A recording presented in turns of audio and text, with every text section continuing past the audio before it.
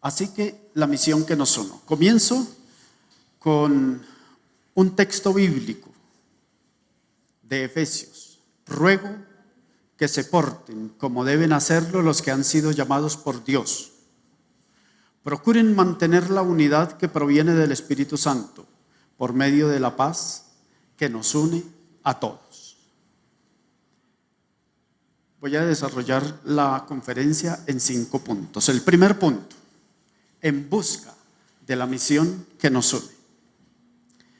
El tema propuesto no intenta resaltar las características humanas o espirituales que cohesionan la iglesia, como pudieran ser el amor, la confesión de fe, el servicio, estar vinculados a una iglesia histórica que venga de la Reforma histórica protestante, pero tampoco intentamos evidenciar lo que en teología los padres apostólicos del segundo y tercer siglo definieron como las marcas de la iglesia, de la cual anoche nos hacía mención el pastor Del Brey, una de ellas: catolicidad, apostolicidad, santidad, y que todas contribuyen para la unidad.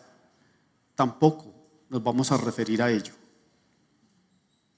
Pero tampoco quiero hablar de una visión ecuménica de la iglesia. No, de ninguna manera. No olvidemos, intentamos hallar nuestro tema, la misión que nos une. De modo que si estas características en estas características o marcas ya mencionadas no hallamos dicha temática, pues el camino que se nos va abriendo y que va quedando naturalmente despejado es el que todos conocemos como la Gran Comisión. Todos lo sabemos. Jesús se acercó a ellos y les habló diciendo: toda autoridad me ha sido dada en el cielo y en la tierra. Por tanto, vayan y hagan discípulos a todas las naciones, bautizándolos en el nombre del Padre, del Hijo y del Espíritu Santo, enseñándoles que guarden todas las cosas que yo les he mandado. Este pasaje registra el mandato de Jesús resucitado a sus discípulos. Mandato que va a configurar la identidad de la naciente iglesia. Es decir, trazó su horizonte existencial para siempre y estableció su forma de hacer presencia en el mundo. En este mandato misión se fraguó la manera de ser iglesia en el mundo. A partir de entonces, la comunidad naciente, pequeña ella, se esforzó por entender y llevar a la práctica el mandato misión dado por Jesucristo, que a mi modo de ver y entender lo ejecutaron de manera espléndida, ya que pronto, no solo en Israel, sino en toda la región de Palestina, en Asia Menor, en Grecia, en Roma y por toda Europa, fue arropada. Todas estas regiones fueron arropadas por el mensaje de Jesucristo. Y es asombroso. En menos de 40 años, el Evangelio y la iglesia se instalaron para siempre en la capital del imperio mundial, Roma. Cuando digo que Jesucristo trazó el horizonte existencial de los suyos para siempre, quiero decir con ello que les está enseñando a los discípulos a ser discípulos, a los apóstoles a ser apóstoles, y de una manera prospectiva, mirando hacia el futuro, está enseñando a la comunidad primitiva a ser iglesia. En esta gran comisión, Cristo está enseñando a la iglesia cómo ser iglesia. Pues bien, si la misión es aprender a ser iglesia, tenemos que preguntarnos cómo es que la iglesia fue iglesia. Pero también, ¿cuál fue el modo auténtico de ser iglesia? Pero no solamente eso, sino cómo es que hizo presencia la iglesia e impactó al imperio grecorromano. ¿Cuál fue la dinámica de la iglesia para conquistar el mundo del arte, la filosofía, la política y la literatura del mundo clásico? ¿Qué hicieron ellos? ¿Cómo lo hicieron? No voy a detenerme en el qué de las palabras del Señor Jesucristo en la Gran Comisión. Es decir, no me voy a detener en el qué quiso decir Jesús cuando dijo: toda autoridad me es dada en el cielo y en la tierra. No. Tampoco nos vamos a detener y a discutir largamente si en el nombre del Padre, del Hijo y del Espíritu Santo es una glosa añadida del siglo segundo o tercero. No, eso va a quedar fuera de concurso en este momento. Ni tampoco qué significa, cómo es que la presencia de Cristo nos acompaña. Nada de esto. A lo que quiero hacer énfasis es cómo, no en el qué, sino en el cómo lograron ser iglesia sin traicionar las palabras del Señor, sino obedeciendo fielmente a ellas. Esto nos ayuda a precisar el significado de ser iglesia. Segundo punto, forma como la iglesia hizo presencia en el mundo. Previo a su partida, a esa partida definitiva del Señor, dejó claro dos cosas a sus seguidores. La primera, vayan y hagan discípulos. La segunda, enseñándoles que guarden mis mandatos. Ni para los discípulos, ni para nosotros se necesitan ni grandes ni altos conocimientos de hermenéutica para entender qué quiso decir el Señor con esto.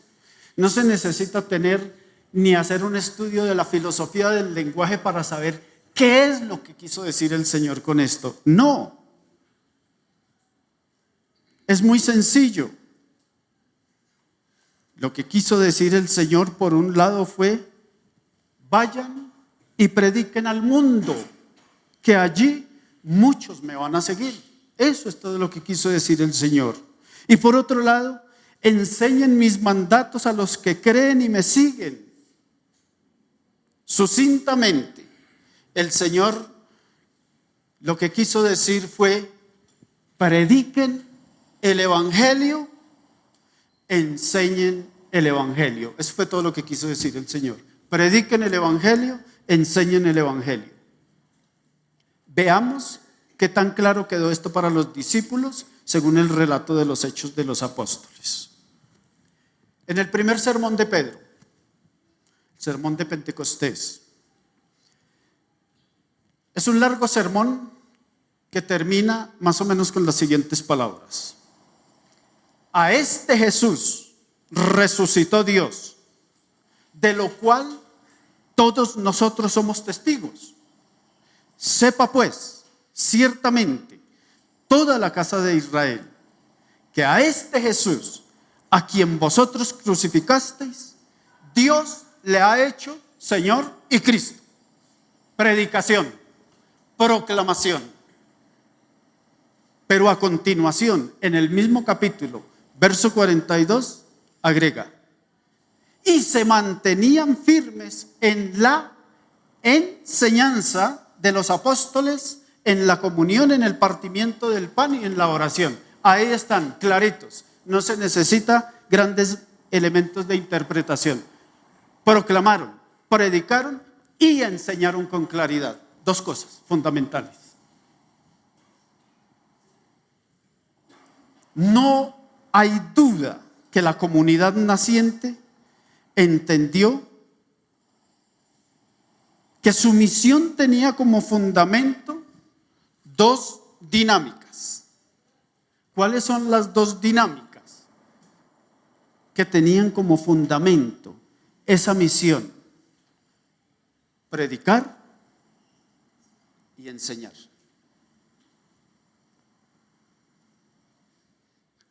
Casi que pudiéramos decir, lo que constituye la iglesia es predicar y enseñar. Fue tan evidente que Lucas, el autor de Hechos, quiso presentar un resumen de los primeros años de infancia de la iglesia, más o menos los primeros 5 o 6 años máximo de la iglesia, es decir, cuando la iglesia ya se aprestaba a salir de Jerusalén por la persecución. Más o menos han transcurrido unos de 4 a 6 años. ¿Y cómo concluyó? ¿Qué síntesis hizo Lucas de la iglesia de ese momento? Dice en Hechos 5:42: y todos los días en el templo y de casa en casa no cesaban de enseñar y proclamar el evangelio de Jesucristo. ¿Se necesita más claridad? Esa era la misión de la iglesia. Eso era ser iglesia. Pero para mejor comprensión de estas dos dimensiones de la iglesia del Nuevo Testamento, veamos el significado más concreto de proclamar y de enseñar. Proclamar o querigma. Proclamación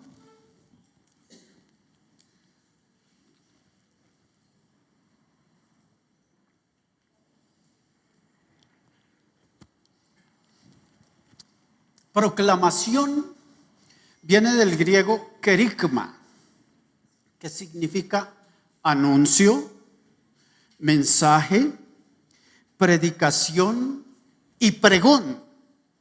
Desde luego, incluye proclamación. Se aplica, y esto es muy importante, se aplica a la predicación del núcleo central de la fe cristiana. ¿Y qué es el núcleo central de la fe cristiana? La encarnación, la muerte y la resurrección del Señor Jesucristo para salvación de los hombres. Ese es el núcleo central del evangelio, de la proclamación, de lo que tenían que anunciar. Cuando eligieron a Matías, el sucesor de Judas, ¿para qué lo eligieron? No lo eligieron para que llevara el rótulo de gran apóstol, sucesor de Judas y complemento de los 12. No. Cuando eligieron a Matías, lo eligieron para que sea testigo de la muerte y la resurrección del Señor Jesucristo, no más. Eso lo lee usted ahí en el capítulo 1 de Hechos. Pero esta proclamación, este núcleo central se predica para suscitar la fe de los oyentes, que los invita a la conversión a Jesús y al bautismo. Por eso, después del sermón de Pedro, todos los judíos dijeron: varones hermanos, ¿y ahora qué haremos? Porque la proclamación suscita el llamado al arrepentimiento. Y Pedro les dice: convertíos y bautícese cada uno en el nombre de Jesús.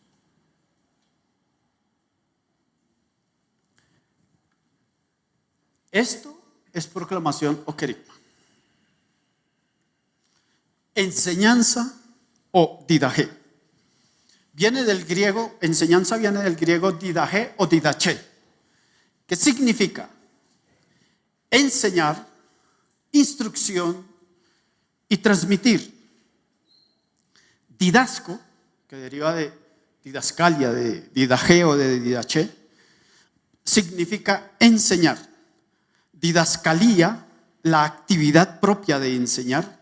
Y didáscalos, maestro. En 13 pasajes de los evangelios, didasco designa toda la enseñanza del Señor Jesucristo.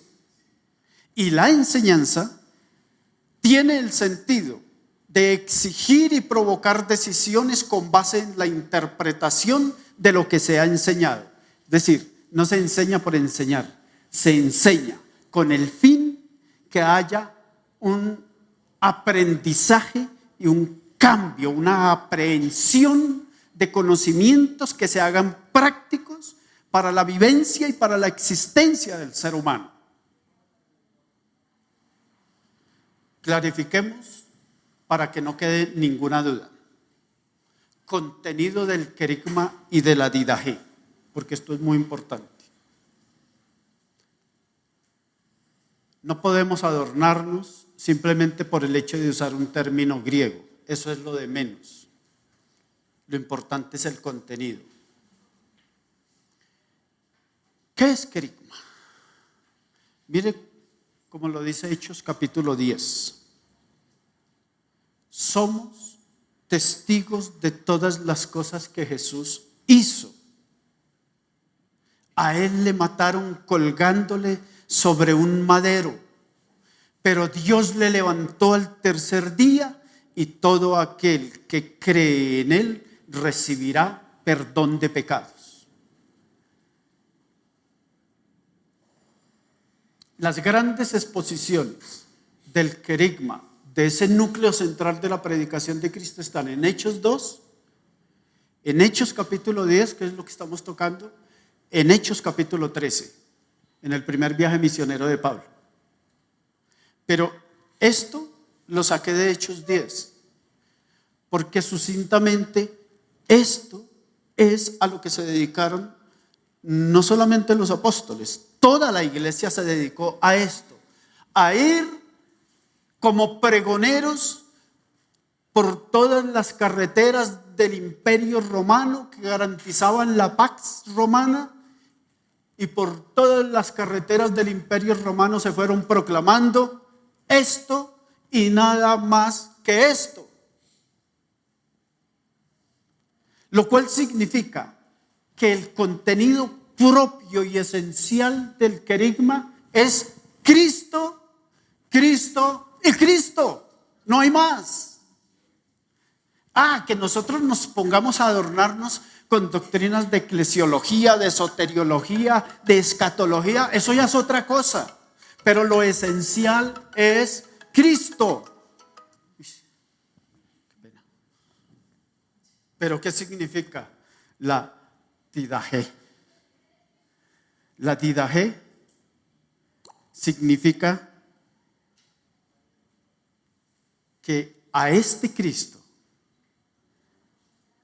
anunciamos, eso lo dice Pablo en Colosenses, corrigiendo y enseñando a todos con el mayor empeño para que todos alcancen plena madurez en su vida cristiana.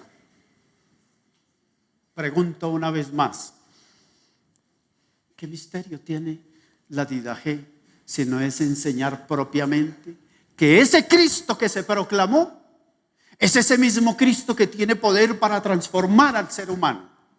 Es ese mismo Cristo que tiene poder por la fuerza del Espíritu Santo para transformar esa naturaleza y ese hombre del que nos hablaba anoche el pastor Osvaldo.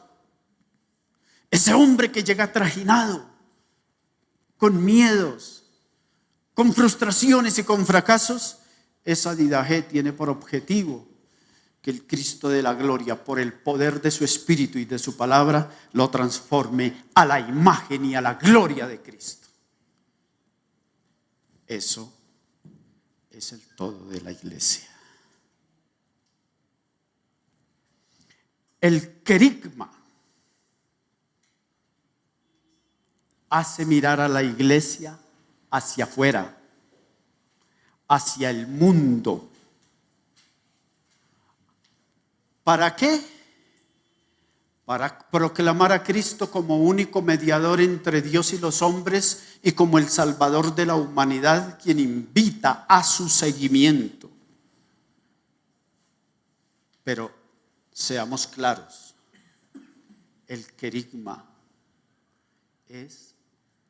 hace mirar a la iglesia hacia afuera, hacia el mundo. ¿Qué significa eso? Significa que el querigma es la misión esencial de la evangelización.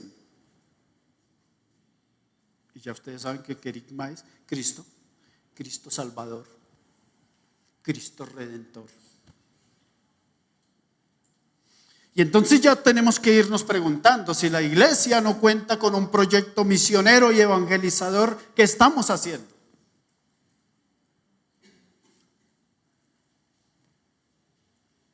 Pero Didache, la Didache hace mirar a la iglesia hacia adentro de sí misma para enseñar las verdades que Cristo enseñó. Enseñanzas que renuevan a los creyentes de modo progresivo hasta llegar a ser nuevas criaturas que alcanzan la estatura de la plenitud de Cristo. Lo clave de la Didache es que hace mirar a la iglesia hacia adentro, no hacia afuera.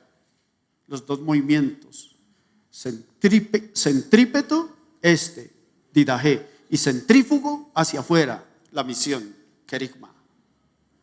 Eso significa que la Didache es la misión esencial para la edificación de la iglesia. Eso es fundamental. Ustedes dirán, bueno, eso ya lo sabíamos. Sí, yo sé que ya lo sabían. Pero como Pablo dijo en algún momento a los filipenses, lo que pasa es que a mí tampoco me es molesto enseñaros las mismas cosas, por si al caso se han olvidado. Porque no podemos distraernos con tantas cosas que circulan en la iglesia y en el mundo. Y por tanto recordarlas no cae mal, no viene mal. De otro lado, lo funcional y lo estructural de la iglesia. El querigma y la Didache dan forma funcional a la iglesia. Escuchen esto. Lo que hace funcionar a la iglesia para que sea iglesia y lo que hace funcionar a la iglesia para que sea legítima iglesia es el querigma y la Didache.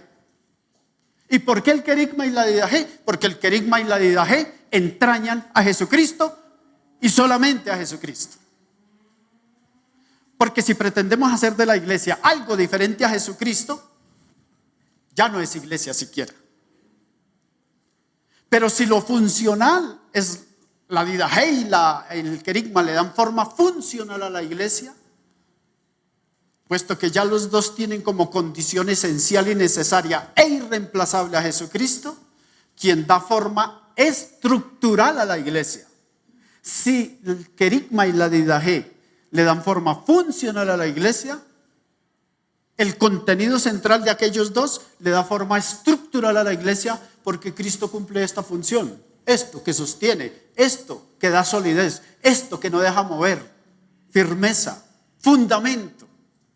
Dicho de otro modo, sin Cristo es imposible el querigma y la Didache, y sin querigma y Didache es imposible la iglesia. ¿Cómo pretendemos hacer iglesia sin estos dos?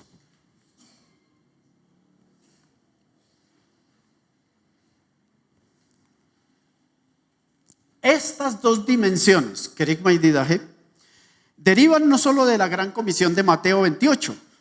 ¿Saben qué es lo más importante? Lo más importante y sobre todo es que querigma y Didache derivan de la experiencia misma de Jesús, como evidencian los evangelios. Después que fue encarcelado Juan, vino Jesús predicando y proclamando proclamando el reino de Dios en toda Galilea. Y por todas las aldeas y provincias iba Jesús predicando en todas sus sinagogas. Y más adelante dice Marcos 4. Otra vez comenzó Jesús a enseñar a la orilla del lago, a enseñar. Y se sentó en la barca. Entonces se puso a enseñarles cosas, muchas cosas por medio de las parábolas. Así que Cristo encarnó como nadie el querigma y la didaje. O sea, el querigma y la didaje encarnados eran Cristo mismo. Hechos es un contundente testimonio de que la iglesia nace, crece, madura y se desarrolla entre el querigma y la didaje. El avance de la iglesia de Jerusalén a Samaria y luego a Antioquía de Siria se debe a la decisiva proclamación del querigma y la didaje. Los viajes misioneros de Pablo con Bernabé y sus colaboradores se llevan a cabo a través de la predicación de Jesucristo crucificado y de un trabajo pedagógico y didáctico encabezado por los apóstoles y secundado por los presbíteros o ancianos que iban instalando en cada nueva congregación. Y esto es fundamental. Y eso usted lo podrá comprobar, no porque yo se lo diga. Porque no es porque Mario se lo diga. Es que usted debe ir al texto bíblico y debe comprobarlo. Y de paso, si se da cuenta que lo que estoy diciendo no tiene sentido, pues podemos dialogar. No hay una sola experiencia en la expansión de la iglesia desde Jerusalén, extendiéndose por toda Europa hasta llegar a Roma, que no haya sido fruto del querigma y la didaje. No la hay. Si la encuentran en el Nuevo Testamento, por favor, me hacen saber, porque lo añado a la conferencia entonces. Pero no la hay. Todo el proyecto neotestamentario es esto. Tercer punto, la iglesia, una creación del querigma y la didaje. Mire, ahí en sus notas, en sus conferencias escritas, ahí yo le doy 10 ejemplos de querigma y didaje, desde el sermón en Pentecostés, la predicación en Samaria, el avance a Antioquía de Siria, primer viaje misionero, segundo, tercero, en Roma, en las epístolas, pero no podemos quedarnos leyendo todo esto por razón de tiempo. Pero usted lo puede leer ahí. Basta con 2 o 3 ejemplos. Querigma en Antioquía de Siria. Cuando la iglesia llega allá a Antioquía de Siria y posteriormente envían a Bernabé a que verifique cómo están las cosas allá. Pero había entre ellos unos varones de Chipre y de Cirene, los cuales cuando entraron en Antioquía hablaron también a los griegos, a los no judíos, anunciando, proclamando el evangelio del Señor Jesucristo. Eso está en Hechos 11:20. ¿Y cómo se da la didaje allí? Dice, después Bernabé siguió hasta Tarso para buscar a Saulo. Cuando lo encontró, lo llevó de regreso a Antioquía. Los dos se quedaron allí con la iglesia durante todo un año, enseñando a grandes multitudes. Le estoy hablando de Hechos 11, 25 y 26. Ahí está, proclamación y enseñanza. Fruto de eso, iglesia de Antioquía. ¿Qué fue la iglesia de Antioquía? La iglesia de Antioquía llegó a ser una de las iglesias más importantes en los primeros 700 años de la iglesia. Las iglesias más importantes en la Edad Antigua eran Roma, Constantinopla, Alejandría, Antioquía y Jerusalén, aunque Jerusalén fue perdiendo. Pero Antioquía era de esas grandes capitales cristianas. ¿Y cómo nació eso? Porque hubo proclamación y porque hubo sólida enseñanza. Querigma del tercer viaje. Saltemos. Así continuó por espacio de 2 años, de manera que todos los que habitaban en Asia, judíos y griegos, oyeron la palabra del Señor, la proclamación del Señor, y hacía Dios milagros extraordinarios por mano de Pablo y la Didaje.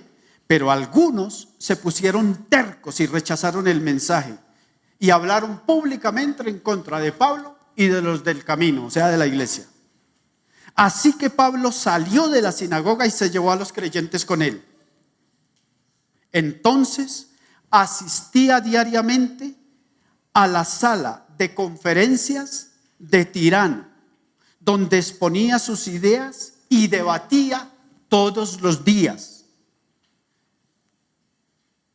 Todo eso va pasando en los viajes misioneros. Cuando Pablo llega a Roma, ¿qué hace cuando llega a Roma? Como un preso, custodiado y con ciertos privilegios. Dice, alquiló una casa. Le estoy hablando del último versículo de Hechos, capítulo 28. Alquiló una casa. ¿Y qué hacía en esa casa? ¿Dormir porque era un preso? Dice, todos los días, todo el tiempo que estuvo allí encarcelado, proclamaba el reino de Dios y enseñaba las verdades del evangelio, encarcelado.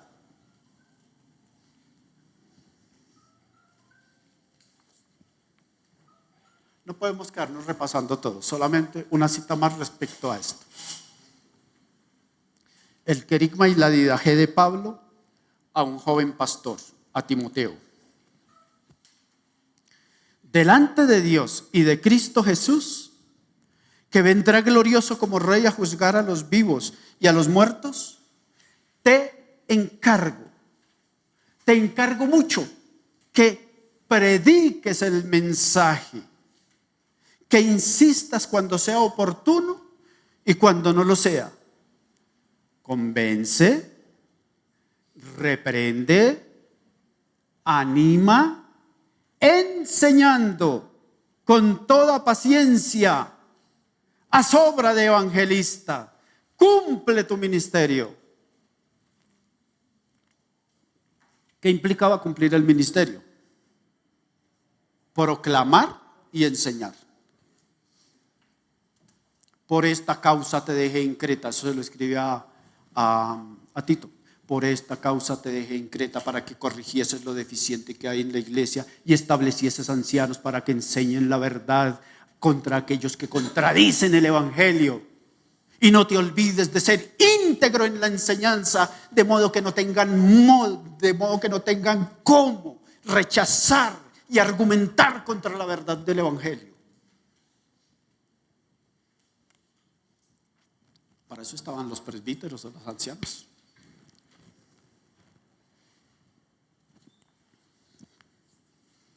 Cuarto punto. Querigma y didaje en la iglesia del siglo XXI. Y aquí creo que ya nos toca ponernos un poquito más serios, porque esto ya toca con nosotros. Es tarea del pastor y de su cuerpo o de su equipo pastoral, en primera instancia, verificar si el querigma y la didaje son parte esencial y funcional de la iglesia, o si han sido suplantados por otros contenidos, formas o métodos que parecen más efectivos, para mencionar algunas cosas que circulan entre las iglesias. Y no me refiero solamente entre la iglesia de discípulos, en la iglesia en Latinoamérica. Logoterapia, liderazgos personalistas, modelos de iglesia empresariales, coaching, psicología o doctrinas populistas con apariencia de teología, pero sin ella, que en el fondo destiñen el color glorioso de la iglesia de Jesucristo. Ninguna de aquellas propuestas responde a la naturaleza de la iglesia, porque son contenidos, modelos y métodos fruto del ingenio humano, pero ajenos a la iglesia de Cristo. En el cristianismo, tanto contenidos como métodos deben corresponderse con la naturaleza esencial del querigma y la didaje, es decir, con Cristo, y ser sensibles a la dirección del Espíritu Santo y de la palabra de Dios. En segunda instancia, el pastor debe preguntarse por las implicaciones del querigma y la didaje en su experiencia ministerial, en lo que él es y hace como pastor.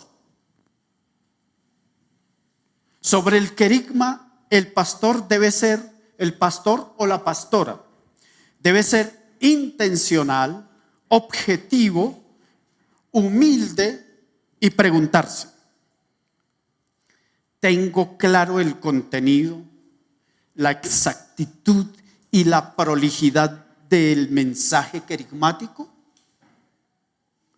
¿Poseo convicciones claras y seguras del poder vivificador y transformador del Evangelio? Estoy seguro que mi función ministerial es expresión plena de la salvación de Jesucristo a todos los hombres. Además,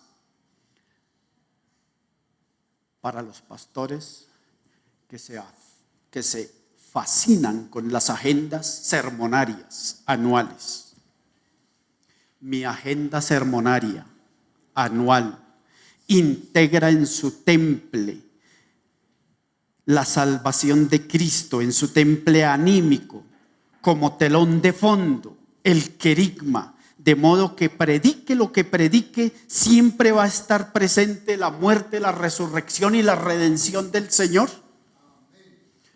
Como diría el profesor Cecilio Arrastía, no es que todos los sermones tengan que hablar de muerte, resurrección y salvación, no.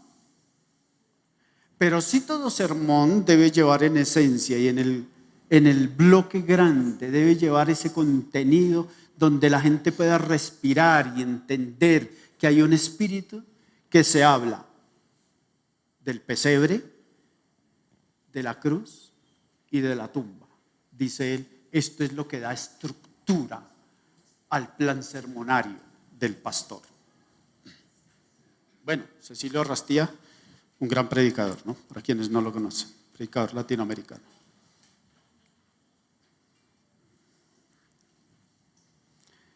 El predicador no debe ser solo intérprete y exégeta del texto sagrado. Además, debe poseer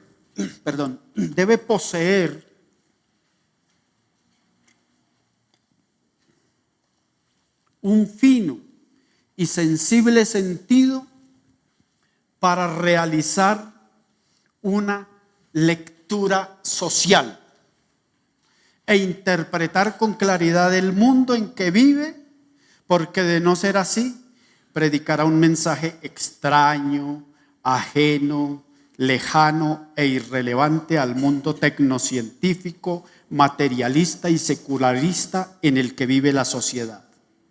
A esto lo llamaba Ian P. Watson, profesor del seminario de Fuller, exégesis del texto de la vida. Bella expresión. La vida.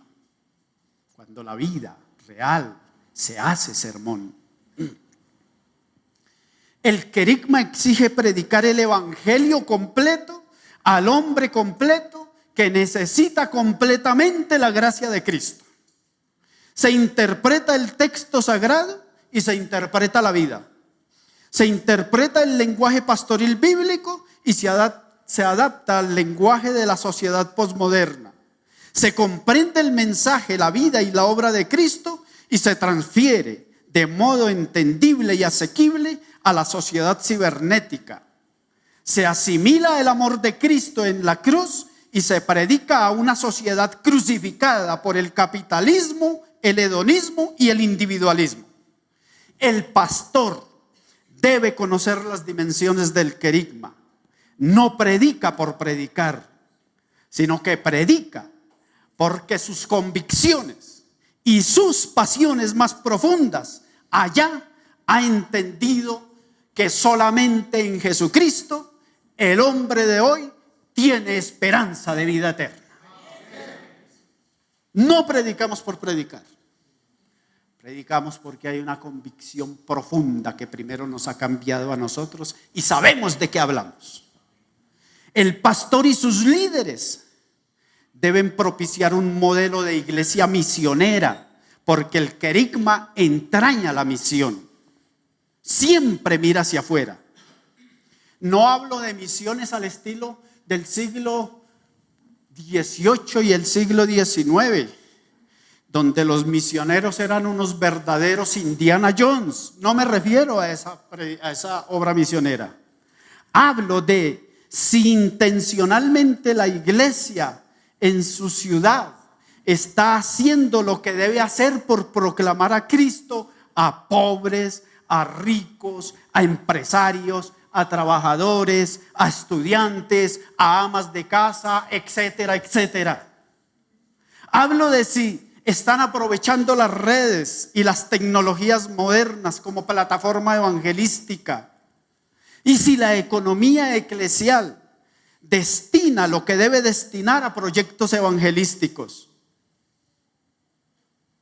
Ya es hora de ocuparnos y preocuparnos por el ser humano que llora, que sufre y que en el silencio de su corazón grita pidiendo auxilio, pero que no lo va a ayudar ni los políticos, ni los empresarios, ni las ONGs.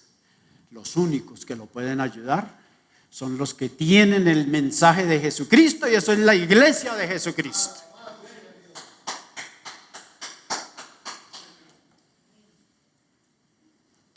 En tercera instancia, el pastor debe seguir interrogándose: ¿de dónde surge el mérito de la enseñanza para que sea el método que edifica el cuerpo de Cristo? ¿Qué hace diferente a los maestros de la iglesia para que posean la ciencia y la sabiduría divina?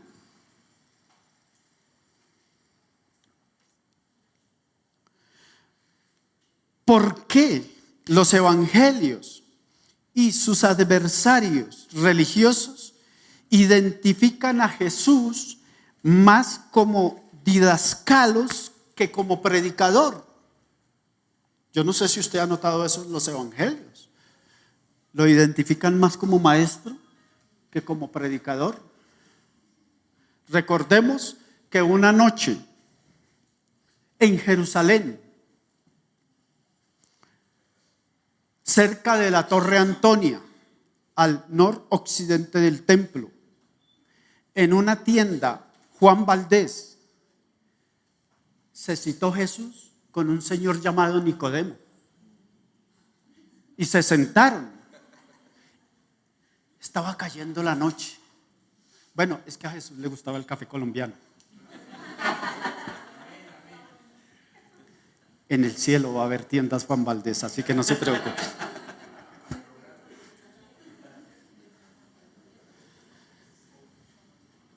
Nicodemo, que era de un estatus más, pidió un frappuccino, una cosa de esas.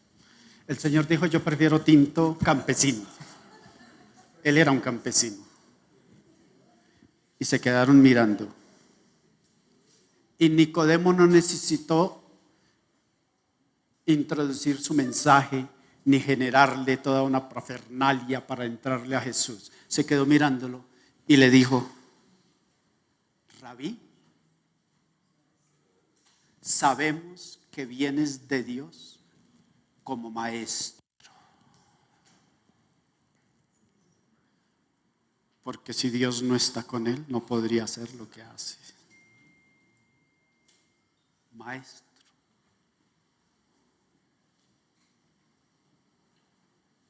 Así lo identificaron los evangelios. Así lo identificaron en el Nuevo Testamento. Así que esto es importante. El maestro y la función en la iglesia. El maestro y su tarea en la iglesia.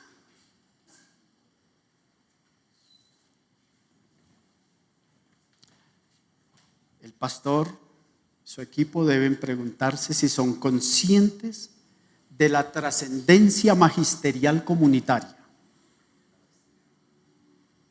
Sobre la carencia educativa en la iglesia protestante en América, el teólogo y maestro Theo Donner dijo en una conferencia que le escuché: la iglesia en Latinoamérica tiene kilómetros y kilómetros y kilómetros de longitud, pero no tiene 3 centímetros de profundidad. Tal vez por eso andamos como andamos. La carencia pedagógica eclesial ha hecho que la iglesia protestante en nuestro continente sea y no sea, brille y no brille, sea sal y luego sea hollada, porque ya no sala y deja de dar sabor al mundo. ¿Acaso yo mismo como pastor he fomentado esta condición en la iglesia, deslegitimando la didaje ya por ignorancia, ya por falta de buena administración o simplemente por indolencia? Ni Cristo ni los apóstoles dejaron otra forma de educar y edificar la iglesia como cuerpo de Cristo, salvo a través de la didaje, de la didascalía, carisma dado por el Espíritu Santo. Ahora bien, si el querigma exige una atenta lectura social, la didaje demanda una no menos vigilante lectura eclesial. Vigilante lectura a las realidades que la iglesia está viviendo en el mundo actual, pero en su propio contexto intraeclesial. Si la didaje mira hacia adentro, el pastor debe conocer con claridad la naturaleza de la iglesia, conocer las fortalezas y las debilidades de su comunidad. Y como la didaje educa al nuevo hombre y a la nueva mujer en Cristo, debe conocer cuáles son los contenidos más apropiados y necesarios para forjar creyentes maduros personal, social y espiritualmente. Vale la pena revisar la función e importancia del maestro, porque esto parece ya una especie en extinción. Hablar de maestros en la iglesia, o por lo menos haga un ejercicio rápido. Cuando usted conoció el evangelio hace 20, hace 30 años, hace 15 años, ¿había más espacios educativos en la iglesia en ese entonces o ahora?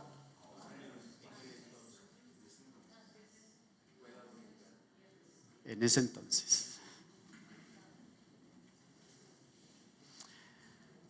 Los maestros parecen ya una especie en extinción, porque conferencistas, teleevangelistas en Hispanoamérica, predicadores famosos y pastores de megaiglesias parecieran arrojar una espantosa sombra sobre los maestros, porque es que ellos no impactan como impactan los teleevangelistas, porque es que ellos no mueven masas como lo mueven los grandes pastores de grandes iglesias. Ahora, no vayan a pensar que es que yo estoy en contra de las iglesias grandes. No, tampoco. O que se predique el evangelio no, tampoco. Pero además, ya pareciera una especie en extinción, porque contrario a Shakira y a Karol G, los maestros no facturan a favor de la iglesia. No hacen milagros, ni aseguran una imagen adecuada en las redes sociales. Ellos, los maestros solitarios, con un par de libros y de manuales bajo el brazo, caminan en las aulas vacías de la iglesia y sobreviven solamente gracias a que la tradición eclesial los saluda, pero los saluda de lejos, porque en la práctica pertenecen al anticuario cristiano. No así los primeros 5 siglos del cristianismo, donde la didascalía, la enseñanza cristiana, bajo la dirección de Tertuliano, Ireneo de León, Juan Crisóstomo, San Agustín, los 3 padres capadocios y muchos más, esa enseñanza brilló con luz propia y de su mano, de la mano de esos maestros, Europa fue un continente nuevo porque abrazó las enseñanzas de estos maestros ilustres. En educación, el maestro hace la diferencia porque enseña con recursos tecnológicos y logísticos o sin ellos. El verdadero maestro no necesita nada de eso. Enseña porque enseña. ¿Recuerda, Pastor Oscar? La rosa florece porque florece. La rosa es con un sin por qué.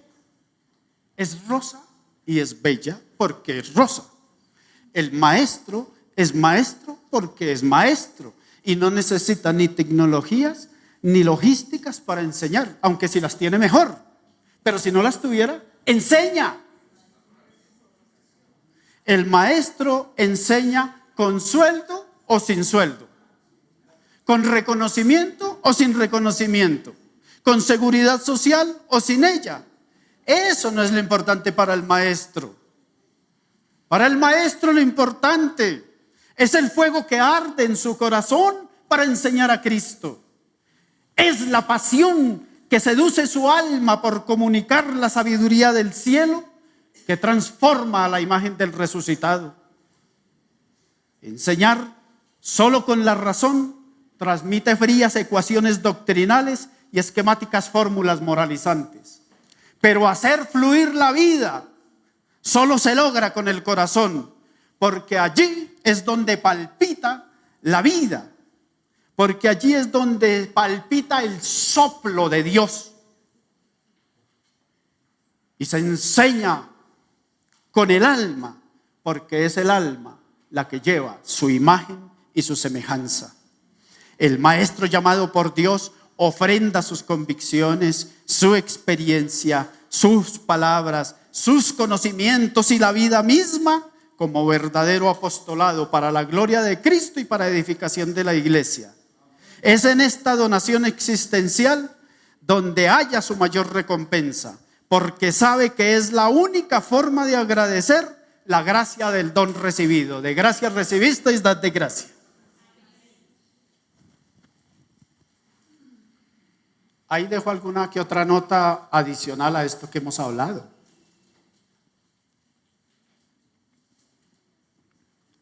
Si encuentra gusto por leerla, sería bueno. La misión que nos une es ser iglesia entre el querigma y la didaje, como ya vimos. Pero la iglesia resultó ser muy novedosa para el pueblo judío y para sus tradiciones. De ello da cuenta el Nuevo Testamento. Por eso ni aceptaron a Cristo ni aceptaron la iglesia. Es que, hagamos cuenta, la elección para ellos era hacia adentro. Eso los hacía un pueblo exclusivo de Dios. Pero la iglesia irrumpe hacia afuera y por eso hace de la iglesia un pueblo multiétnico y multicultural. De la Gaal o asamblea o comunidad de Dios en el Antiguo Testamento, Cristo funda la iglesia como nuevo pueblo de Dios. Para ellos, la ley fue escrita por Moisés y dada a modo de ordenanzas. Pero Cristo instaura la ley del Espíritu escrita en el corazón del creyente. Todo, absolutamente todo, resultó novedoso y extraño para Israel. Por eso, ni entendieron a Dios ni entendieron la iglesia.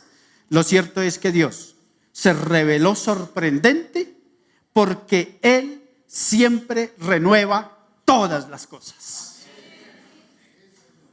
Quinto punto. Y con este termino, pero es el más largo. No.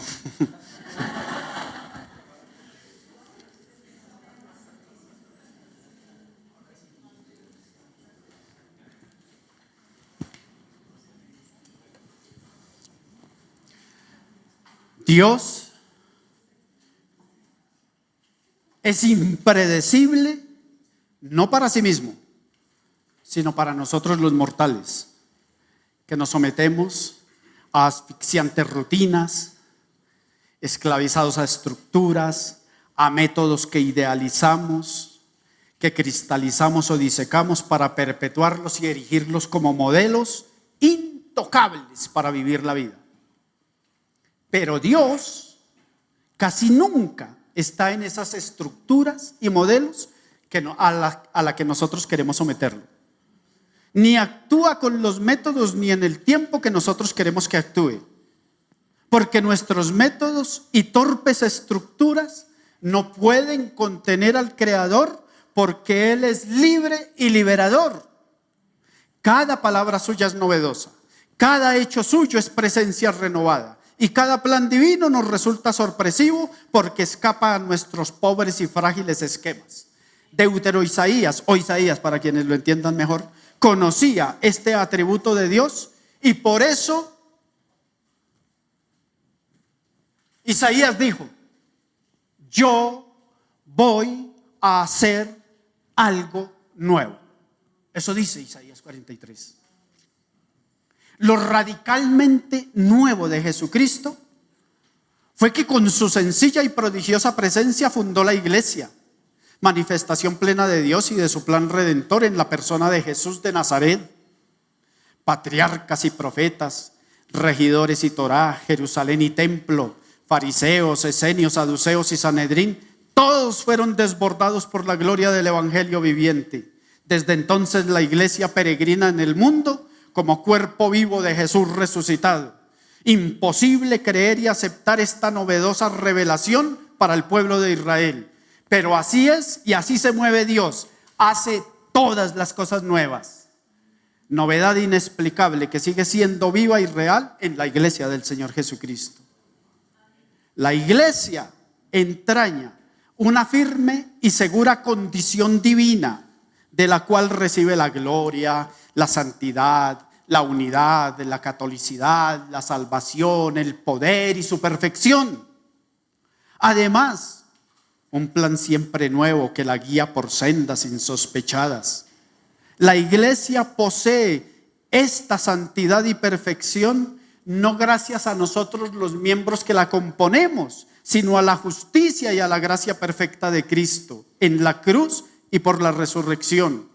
Posee esa perfección gracias al Espíritu santificador que habita en ella y al poder vivificador de la palabra de Dios.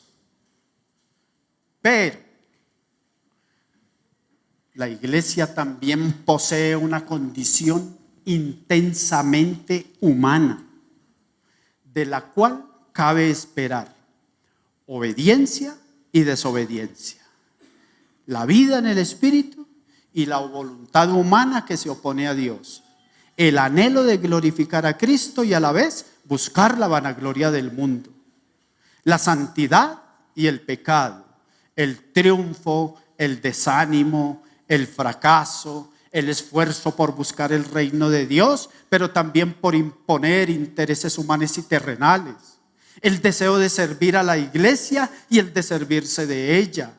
Esta condición humana de la iglesia la inclina hacia la imperfección y a la arrogancia y la hace transitar, y con ella juntamente nosotros los pastores desconcertada y desconcertados, confundidos entre la perfección y la imperfección.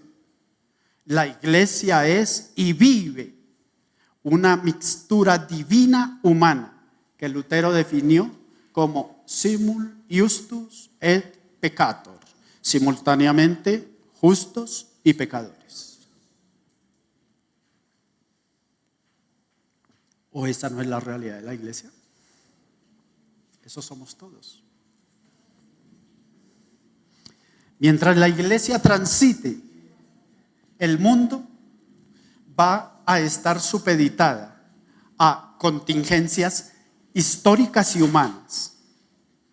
Va a padecer consecuencias de malos gobiernos, la persecución de grupos anticristianos, no va a escapar a crisis sociales y económicas, va a ser víctima de malas decisiones e intereses de sus pastores, sufrirá el resultado de amañadas interpretaciones bíblicas, padecerá los dolores de involucrarse en asuntos que no responden a su naturaleza y por lo tanto no le corresponden.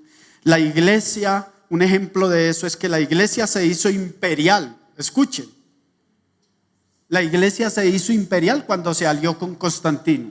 ¿Era la voluntad de Dios que la iglesia llegara a ser la imperial? Pero además fue la institución más poderosa de Europa, de eso sí que a nadie le quepa la menor duda. La iglesia fue la institución más poderosa de Europa cuando se hizo feudalista. Además, a ver que me perdí aquí en el manuscrito.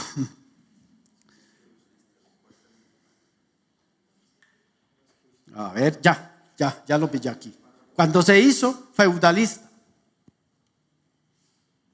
Y en las cruzadas sacrificaron a miles, pero miles es miles de personas en nombre de Dios lo quiere así. Inocencio III, papa famoso de las cruzadas. La Inquisición, jerarquización y poder excéntrico de muchos de sus dirigentes, el abuso de poder y autoridad, la explotación económica y unas cuantas desviaciones doctrinales y eclesiales la llevaron a la crisis. El Señor advirtió: en el mundo tendréis aflicción. Ciertamente la iglesia se aflige cuando pierde su rumbo, cuando deambula desorientada y cuando el brillo de su santidad y su poder languidecen. Cuando cambia el servicio evangélico y espiritual por discusiones intestinas entre hombres. La iglesia sufre, llora y se angustia cuando nosotros, sus pastores y sus líderes, somos culpables de desunión, de conflictos que hacen que la iglesia se vea no como el cuerpo de Cristo, sino como una institución más. El Señor se angustia porque es su cuerpo, porque es su iglesia. El Señor sufre cuando su iglesia sufre o cuando nosotros la hacemos sufrir. El Señor padece cuando nosotros castigamos sin compasión a la iglesia.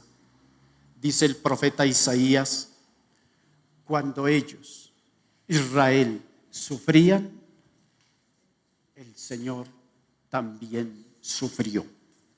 Isaías 63. Estas circunstancias anómalas debilitan la iglesia y la hacen perder su esencia y confundir su norte. Su misión de ser expresión vivificante se va secando. El cuerpo del Señor se paraliza, convirtiéndose en tierra seca. Lamentablemente va adquiriendo aspecto desértico, donde ya no fluye la gracia de Dios, sino la aridez de la sabiduría humana, donde ya no gobierna Cristo, su Espíritu y su palabra, sino la voluntad de los hombres, de modo silencioso e invisible, creyendo servir a Dios, cerramos las puertas ignorando su reino, ignorando su gracia, ignorando su soberanía para abrir las puertas del gobierno humano. Es doloroso aceptarlo, pero ¿cuántas veces nosotros, los pastores, voluntaria o involuntariamente, creemos ser señores de la iglesia? Qué engaño sutil, qué tragedia más lamentable para nosotros pastores, pero también para la iglesia. Pero Dios no se somete ni se restringe al capricho humano, porque esa no es su naturaleza. No se encasilla en estructuras humanas por espirituales que parezcan, ni siquiera se somete a dogmas que nosotros como iglesia elaboramos, porque Él es más que un sistema doctrinal, como afirmamos los discípulos de Cristo. Ningún credo, solo Cristo. Él es Dios vivo. Él es libre y soberano y fluye por donde no imaginamos, por las acequias impuras del corazón, por las hondonadas abismales que se llevan en el alma, por las miserables grietas de la pobreza y los gritos moribundos de la humanidad. Y lo hace ignorando sistemas litúrgicos que nosotros sacralizamos, ignorando dogmas que nosotros sacralizamos, pero que no entienden qué es el dolor. Lo hace ignorando también sistemas pastorales y pastores que no entienden qué es el grito y la angustia del ser humano que clama pidiendo ayuda. Circunstancias que me llaman a un autoexamen para identificar hasta dónde yo soy culpable de que la iglesia esté atravesando situaciones lamentables o pierda su brillo y su horizonte. Si bien la iglesia posee una faceta en la que se despliega perfecta, es gracias a la naturaleza divina. Pero cuando se desgajan expresiones de imperfección, fragmentación, crisis, es fruto de la naturaleza humana. Y yo soy parte de esa naturaleza humana de la iglesia. Por eso yo, Mario, debo revisar con honestidad mis conductas, mis palabras, mis intereses, mis estados de ánimo, los valores y el espíritu que inspiran mi forma de ser y de actuar en la iglesia y con mis compañeros de ministerio. Si Dios me hace ver que yo soy culpable de tropiezos, fragmentación y sufrimiento y desorientación de la iglesia, debo asumir los correctivos pertinentes humildemente, como creyente, como pastor, como vocacionado a un ministerio. Humildemente debo arrepentirme, cambiar y buscar soluciones por amor a Dios y al pueblo del Señor. En estos casos es mejor reflexionar a tiempo, no sea que carguemos a nuestra espalda y en nuestra conciencia la sentencia del sabio Gamaliel, que dijo: aconsejo que busquen la paz, no sea que descubran que han estado luchando contra Dios. Al fin y al cabo, como pastores, nos debemos más al bienestar y la armonía de la iglesia que a nuestros gustos personales. Repito lo que dije en la pasada conferencia en el ayuno. Escuché muchas veces decir al pastor Esteban González Doble, y ustedes me dirán si es que es una consigna de él o de la iglesia en los discípulos de Cristo en Puerto Rico: la iglesia está por encima de nosotros y está más allá de nosotros. Y si algo necesita, que nos dediquemos con humildad, es al servicio de la iglesia, porque es de Cristo y porque está allá, más alta que nosotros, por encima de nosotros. Somos sencillos servidores, no más. Pero cuidado, porque no hay tragedia más grande que al servidor se le olvide el mensaje que le encomendó Cristo. Pero también recuerdo otra frase que creo que también es real. Una frase que repite continuamente el pastor Elías. El pastor Elías dice, y estoy de acuerdo con la afirmación del pastor Elías, la clave es ¿qué? La clave es el pastor. La clave somos nosotros. No son los cuerpos directivos de la iglesia. No son otros intereses, somos nosotros. La clave es el pastor. El Señor nos ayude a ser lo suficientemente sensibles a su espíritu, pues con nosotros o sin nosotros el Señor realiza su obra. Porque ¿quién soy yo para estorbar a Dios? Como dijo Pedro allá en el capítulo 11.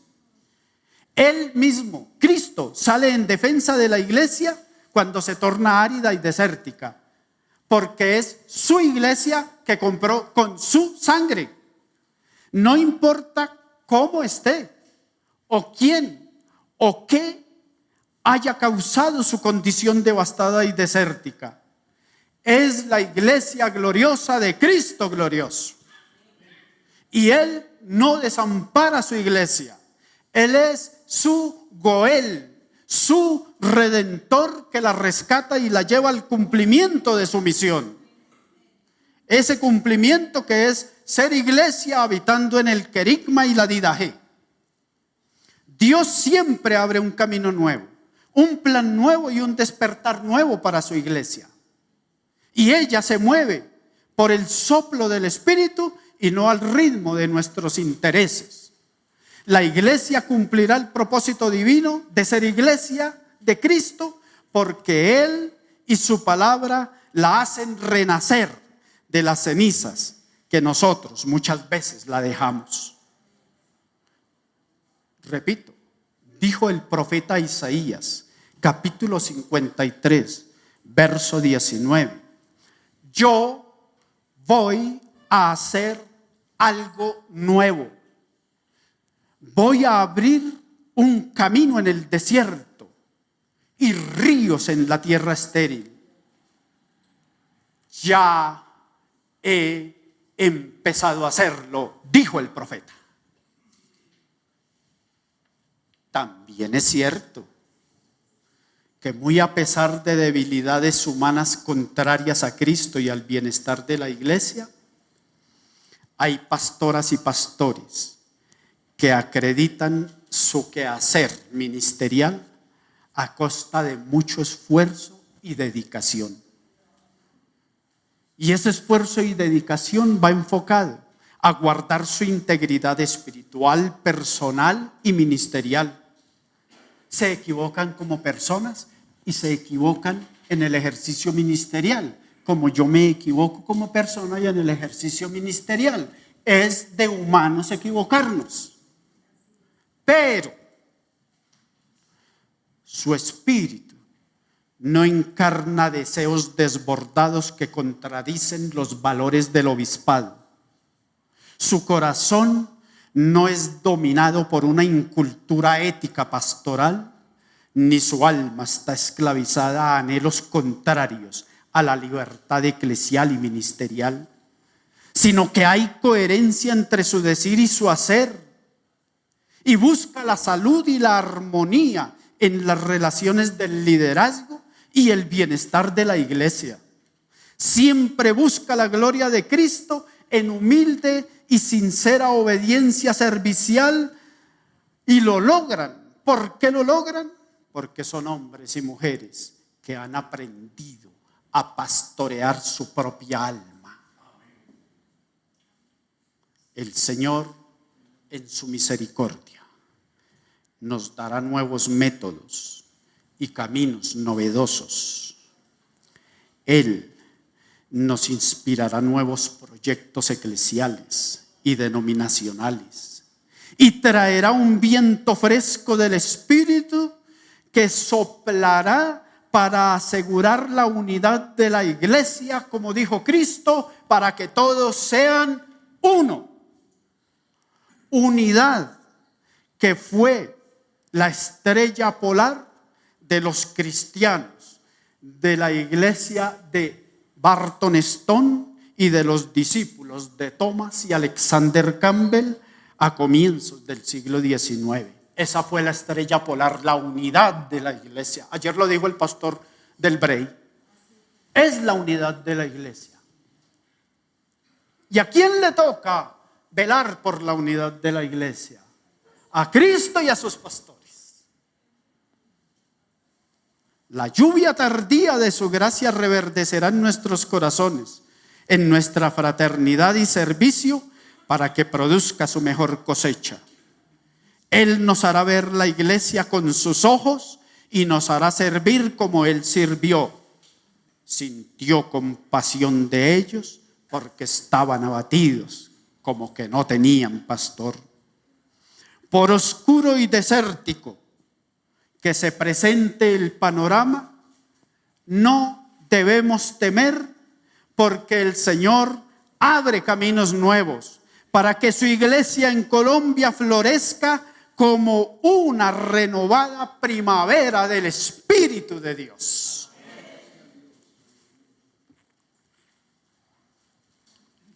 Repito, ya lo dijo el profeta,